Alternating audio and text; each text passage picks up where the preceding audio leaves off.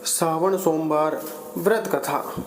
हमारे हिंदू धर्म में सावन महीने का बहुत महत्व होता है। सावन के महीने में भक्त लोग भगवान शिव की सबसे ज़्यादा पूजा अर्चना करते हैं। ऐसा कहा जाता है कि सावन का महीना भगवान शिव जी को सबसे ज़्यादा प्रिय है। सावन महीने में भगवान शिव के कई सारे भक्त सोमवार का व्रत भी करते हैं। माना जाता है कि सावन में सोमवार का व्रत विधि विधान से करने से और भगवान शिव की यह व्रत कथा सुनने और सुनाने से सभी शिव भक्तों की सभी मनोकामनाएं पूरी होती हैं। व्रत कथा इस प्रकार से है। एक गांव में एक साहूकार रहता था जो भगवान शिव का अनन्य भक्त था।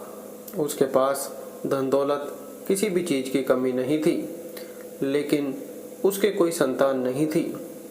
उसके वंश को लेकर वह बहुत चिंतित रहता था और वह इसी कामना को लेकर रोज भगवान शिव के मंदिर जाकर विधि विधान से पूजा पाठ किया करता था और रोजाना दीपक जलाता था। साहूकार की इस भक्ति भाव को देखकर एक दिन माता पार्वती जी ने शिव जी से कहा कि हे स्वामी, यह साहूकार आपका अनन्य भक्त है। इसको जिस किसी भी बात का कष्ट है तो आपको उसे अवश्य दूर करना चाहिए। भगवान शिव जी बोले कि हे पार्वती, इस साहूकार के पास पुत्र नहीं है, यही इसी कारण से दुखी रहता है। माता पार्वती कहती है कि हे स्वामी, आप कृपा करके इस साहूकार को पुत्र का वरदान दे दीजिए। तब भगवान शिव ने कहा कि हे पार्वती, साहूकार के भाग्य में पुत्र का योग नहीं है। ऐसे में अगर इसे पुत्र प्राप्ति का वरदान मिल भी गया तो वह केवल 12 वर्ष की आयु तक ही जीवित रहेगा। यह सुनने के बाद भी माता पार्वती ने कहा कि हे प्रभु, आपको इस साहूकार को पुत्र का वरदान देना ही होगा, अन्यथा भक्त लोग क्यों आपकी सेवा पूजा करेंगे। माता पार्वती जी के बार बार कहने से भगवान महादेव जी ने साहूकार को पुत्र का वरदान दे दिया, लेकिन यह भी कहा कि यह लड़का केवल 12 वर्ष तक ही जीवित रहेगा। साहूकार यह सारी बातें सुन रहा था, इसलिए उसे न तो खुशी हुई और न ही दुख हुआ। वह पहले की ही तरह भगवान शिव की पूजा अर्चना करता रहा। समय बीतता गया और साहूकार की औरत गर्भवती हुई और 9 महीने बाद उसे एक सुंदर बालक की प्राप्ति हुई। परिवार में खूब खुशी का उत्सव मनाया गया, लेकिन साहूकार पहले की तरह ही रहा और उसने उस बालक की 12 वर्ष की आयु का जिक्र किसी से भी नहीं किया। समय बीतता गया और जब उस लड़के की 11 वर्ष की आयु हो गई तो साहूकार ने लड़के के मामा जी को बुलाया और बहुत सारा धन देकर कहा कि इसे काशी पढ़ने के लिए ले जाओ और रास्ते में जिस भी स्थान पर रुकना हो वहाँ पर यज्ञ कराना और ब्राह्मणों को भोज कराना और दान दक्षिणा देते हुए आगे बढ़ना। दोनों मामा भांजे इस तरह से यज्ञ कराते हुए, ब्राह्मणों को भोजन कराते हुए और दान दक्षिणा देते हुए आगे बढ़ रहे थे कि रास्ते में एक नगर आया। वहाँ पर एक राजकुमारी का विवाह था। जिस राजकुमार से उसका विवाह होना था वह एक आंख से काना था। तो उस राजकुमार के पिता ने जब अति सुंदर साहूकार के बेटे को देखा तो उनके मन में आया कि क्यों न इसे ही घोड़ी पर बिठाकर शादी के सारे कार्य संपन्न करा लिए जाएं।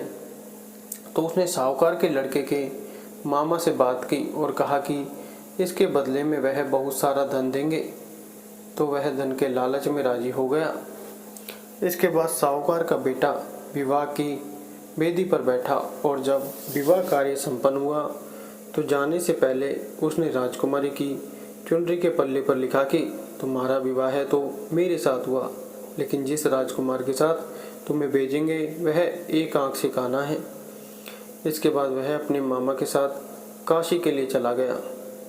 उधर जब राजकुमारी ने अपनी चुनरी पर यह लिखा हुआ देखा तो उसने राजकुमार के साथ जाने से मना कर दिया। तो राजा ने भी अपनी पुत्री को बारात के साथ विदा नहीं किया। बारात वापस लौट गई। उधर मामा और भांजे काशी जी पहुंच गए थे। एक दिन जब मामा ने यज्ञ रखा था और भांजा बहुत देर तक बाहर नहीं आया तो मामा ने अंदर जाकर देखा तो भांजे के प्राण निकल चुके थे। वह बहुत परेशान हुआ, लेकिन सोचा कि अभी रोना धोना मचाया तो ब्राह्मण चले जाएंगे और यज्ञ का कार्य अधूरा रह जाएगा। जब यज्ञ संपन्न हुआ तो मामा ने रोना धोना शुरू किया। उसी समय भगवान शिव जी और माता पार्वती जी आकाश मार्ग से जा रहे थे। तो माता पार्वती जी ने शिव जी से पूछा कि हे स्वामी, ये कौन रो रहा है। तभी माता पार्वती जी को पता चलता है कि यह तो शिव जी के आशीर्वाद से जन्मा साहूकार का पुत्र है। तब माता पार्वती जी कहती हैं कि हे स्वामी, इसे जीवित कर दें, अन्यथा रोते रोते इसके माता पिता के प्राण निकल जाएंगे। तब भोलेनाथ ने कहा कि हे पार्वती, इसकी आयु इतनी ही थी, सो वह भोग चुका। लेकिन माता के बार बार आग्रह करने पर भोलेनाथ ने उसे जीवित कर दिया। लड़का ओम नमः शिवाय करते हुए उठ खड़ा हुआ। शिक्षा समाप्त करके जब वह लड़का अपने मामा के साथ अपने नगर लौट रहा था तो दोनों चलते हुए उसी नगर में पहुँचे जहाँ उसका विवाह राजकुमारी के साथ हुआ था। राजकुमारी ने उसे पहचान लिया और यह सूचना अपने पिताजी को दी। राजा साहूकार के बेटे और उसके मामा को महल में बुलवाया और उन्हें बहुत सा धन वस्त्र देकर राजकुमारी के साथ विदा किया। लड़के के मामा ने नगर में पहुंचते ही एक दूत को घर भेजकर अपने आने की सूचना भेजी। बेटे के जीवित वापस लौटने की सूचना से साहूकार बहुत प्रसन्न हुआ। साहूकार और उसकी पत्नी ने स्वयं को एक कमरे में बंद कर रखा था। भूखे प्यासे रहकर वो दोनों अपने बेटे की प्रतीक्षा कर रहे थे। उन्होंने प्रतिज्ञा कर रखी थी कि यदि उन्हें अपने बेटे की मृत्यु का समाचार मिला तो दोनों अपने प्राण त्याग देंगे। साहूकार अपनी पत्नी के साथ नगर के द्वार पर पहुंचा। अपने बेटे के जीवित होने और उसके विवाह का समाचार सुनकर उनकी खुशी का ठिकाना न रहा। उसी रात भगवान शिव जी ने साहूकार के सपने में आकर कहा, हे साहूकार, मैंने तेरे सोमवार व्रत करने और व्रत कथा सुनने से प्रसन्न होकर तेरे पुत्र को लंबी आयु प्रदान की है। ऐसा सुनकर साहूकार काफ़ी प्रसन्न हुआ और भगवान भोलेनाथ की जय जयकार करने लगा। वीडियो अगर पसंद आया हो तो वीडियो को लाइक और चैनल को सब्सक्राइब करें और अपने दोस्तों के साथ शेयर करें। धन्यवाद।